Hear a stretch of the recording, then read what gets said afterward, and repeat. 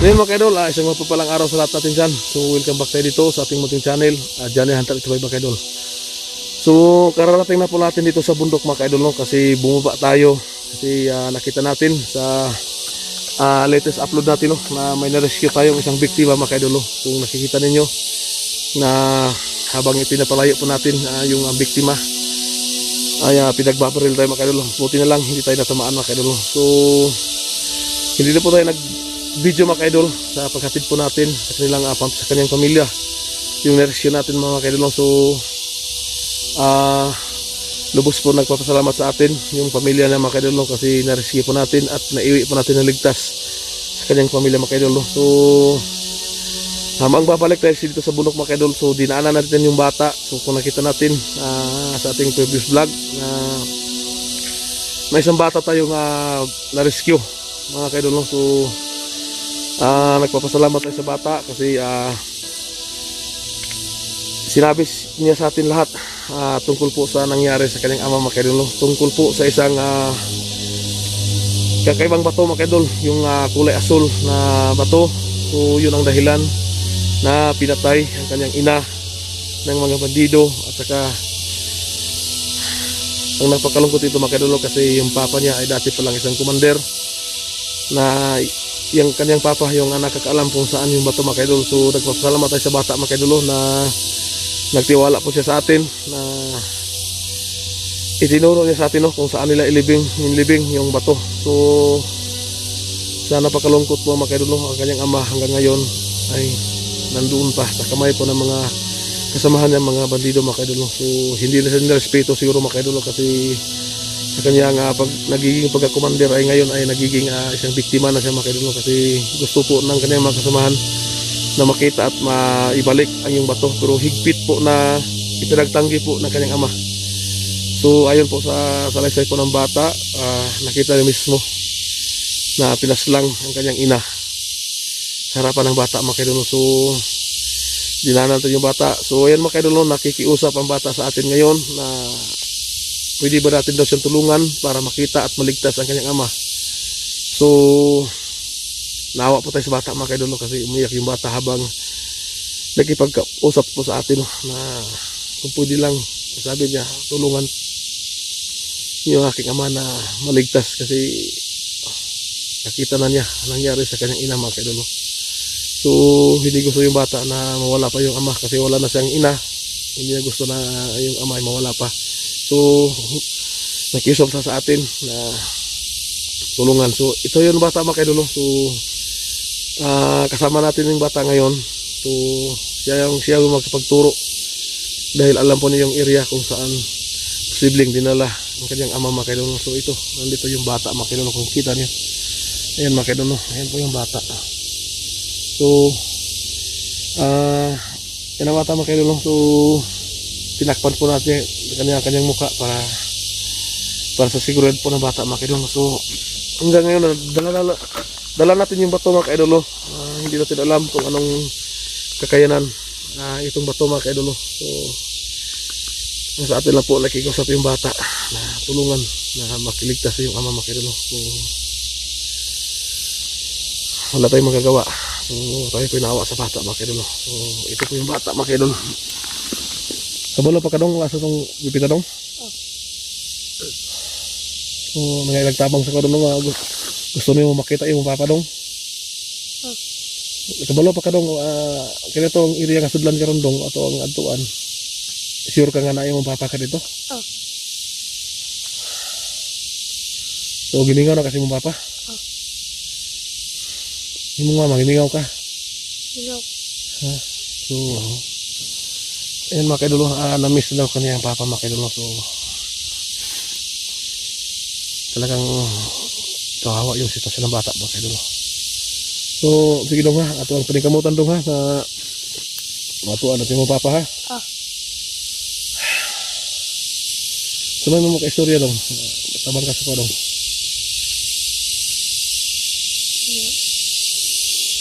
Minsan ano to akong papa nga wala nila di kon. Minsan man. Minsan ba ipatay. Wala nila ipatay akong papa. Yan mga kaidol. Nasabi po na yung bata.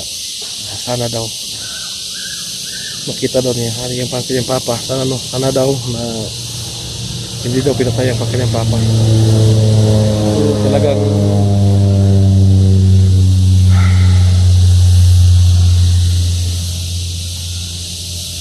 awa yung sinapit ng bata mga kaidol. So gagawin natin lahat para matulungan itong bata dito mga kaidol.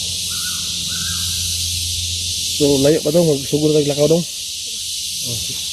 Yan mga kaidol, mag-start po kami na maglakad. Layo pa dali daw. Ha? So medyo may kalayuan pa daw mga kaidol. So yan mga kaidol, tara.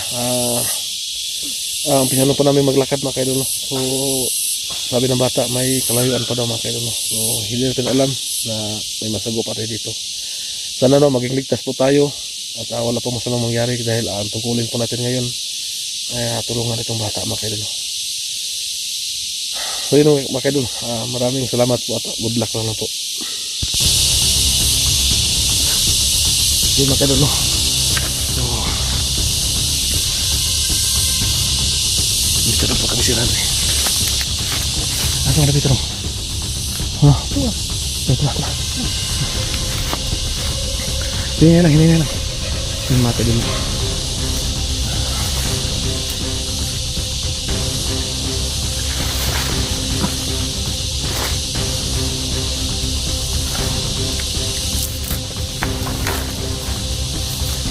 Ayun, ituturo na po yung bata. So, pupunta na po kami sa location mga kaidol.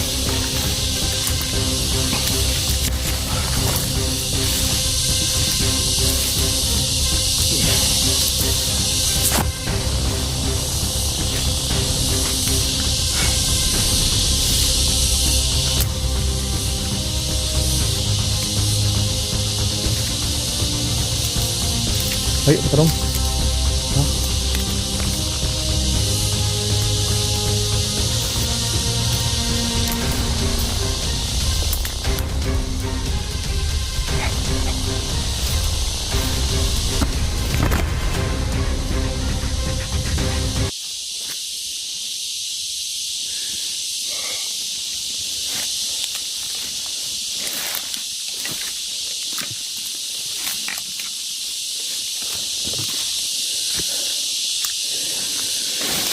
Wala yung bata mga kaidol kasi siya yung nakalam sa daanan mga kaidol.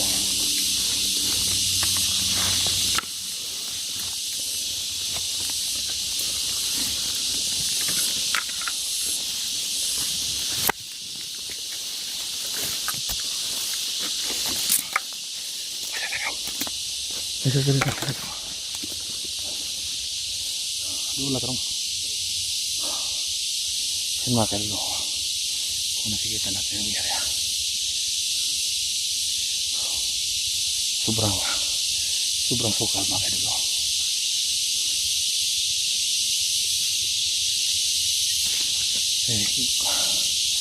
Pinanlakad po natin yung hiling ng bata mga kaidol na makita ang kanyang ama at maligtas po natin na yung kanyang ama mga kaidol kasi nakikisabay itong bata sa atin. So pagkatapos ito mga kaidol, nakita ka no? Tungo ka no? Tungo ka mo?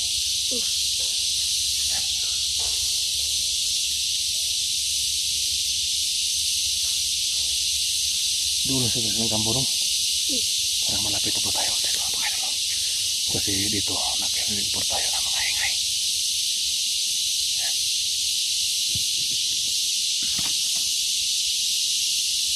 Ang tagin mo.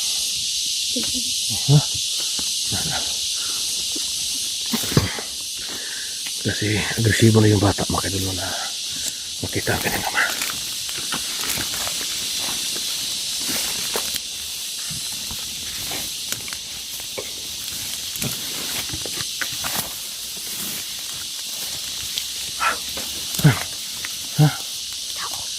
May tao. May tao. Kasi mga kaidol nakakita ang bata may tao daw. Mga tanong. So, may nakita ka ng bata, mga tanong.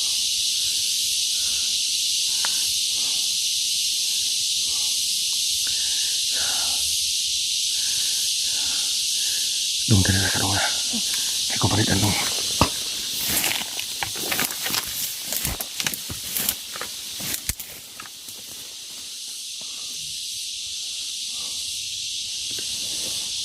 Balik dong.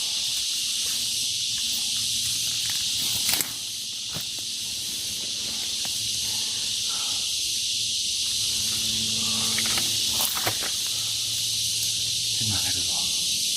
May nakita tayo ito nakapantay.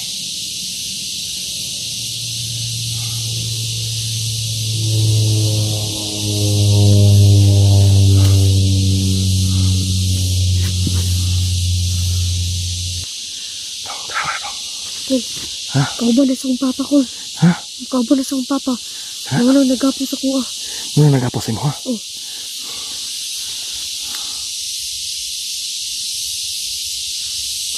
Kana muna. Oh, muna, Kul.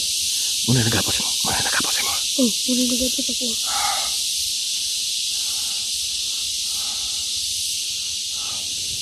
Yan mga kadolo. Nakilala ang bata. Ito daw yung kasama ng papa niya. Ito daw yung tao na nagtali sa kanya. Muna nagapos mo sa puwang sa kawin. Ha? So ayan mga kadolo. Malapit na po tayo sa area. Kasi nakita na ang bata. Yung mga tao nagtali sa kanya. Muna ikaw ba napunta si mama? Oh. Ha? Muna? Oh. Kaya ang nagulit akong mama. Ha? Naginitan ako mama. Nagipusil sa katungkuan. Saan ikaw ba niya? Oh. Yan mga kadol, ito na yung humawak sa kanyang mama habang binaril ng kasama nito. Bahala sa rundong. Patyo lang kung rundong maglugar sa mga. Wala tulos. Ha? Wala tulos. Ayan o. Ang galit yung bata.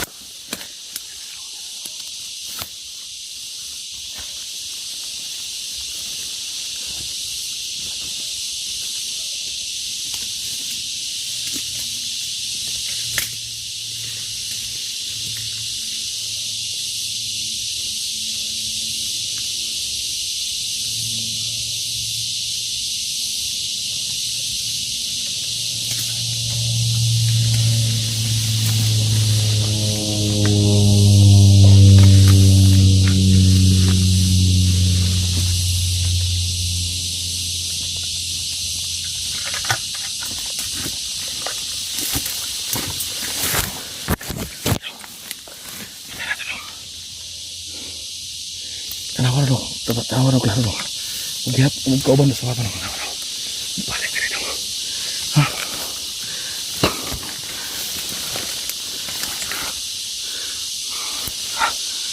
Kauban, Kul. Ha? Kauban, dito pa. Ha? Kauban, dito. Kauban? Oh. Ayan. Yan mga kadulo. Napuro pa ng bata. Ito daw yung kasamahan ng kanyang ama. At ito daw yung humawak habang pinaril ang kanyang mama sa mga kasamahan nito.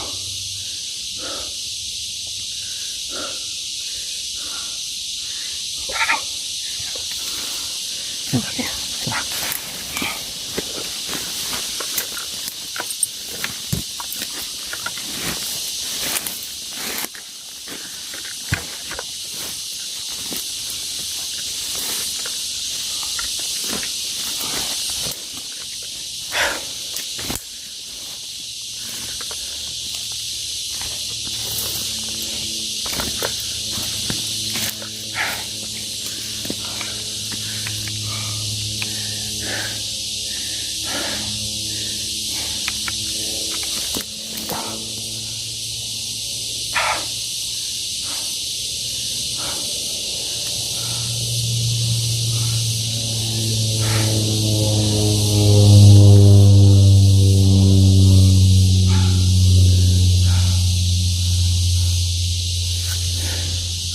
Tayo ba tayo?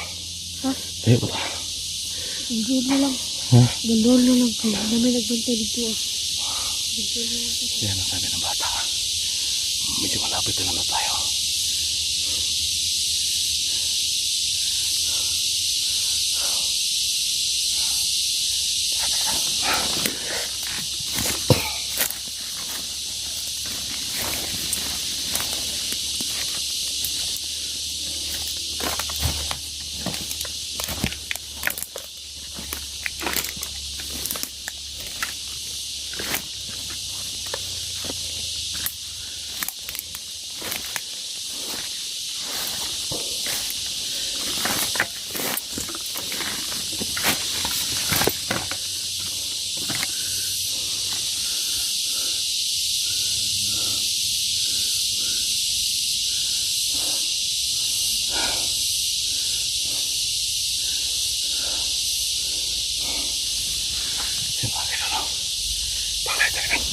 Dali, ipa ko na.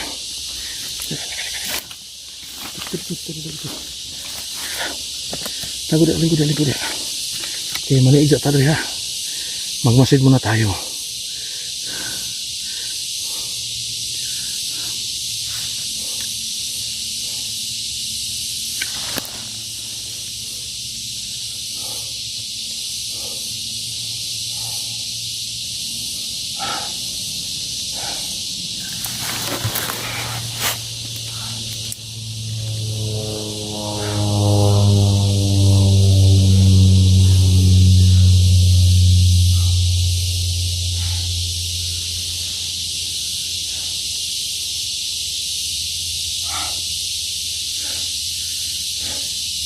Asa ba dito dong?